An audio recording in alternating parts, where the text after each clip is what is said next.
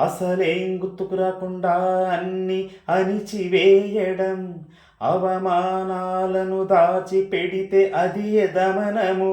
మీరు పెద్దవారైనా చిన్న పిల్లల్ల ఓటమిలో ఏడిస్తే అది ప్రతిగమనము. అసలేం గుర్తుకు రాకుండా అన్నీ అణిచివేయడం, అవమానాలను దాచిపెడితే అది దమనము. ఒకరి మీద కోపాన్ని వేరే వారిపై చూపించడం, వస్తువులపై వ్యక్తులపై చూపించడం విస్థాపనం. అందనివన్నీ అందినట్లు పగటి కలలు కంటూ ఊహల్లో తేలిపోవుట స్వైర కల్పనంలే. తను చేయలేని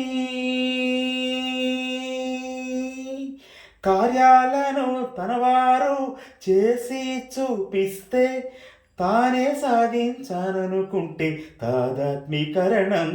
అసలేం గుర్తుకు రాకుండా అన్ని అణిచివేయడం, అవమానాలను దాచిపెడితే అది దమనము.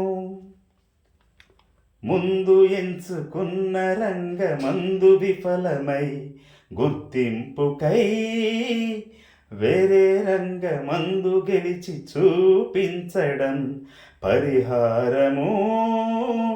కుంటి సాకులు చెప్పుతూ గెలవలేని వారు అందని ద్రాక్ష పుల్లన అనుట హేతుకీకరణం. తప్పు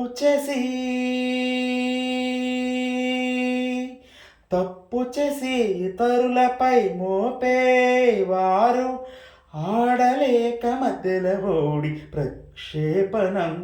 అసలేం గుర్తుకు రాకుండా అన్ని అణిచివేయడం, అవమానాలను దాచిపెడితే అది దమనము. ఉపసంహరణము సానుభూతి కోసము, లోపల ఒకటి ఉంటే బయట ఇంకోలా రక్షణ తంత్రమే ఇది అంతే తెలుసుకోయ్. రక్షణ తంత్రమే ఇవి అని తెలుసుకోయ్.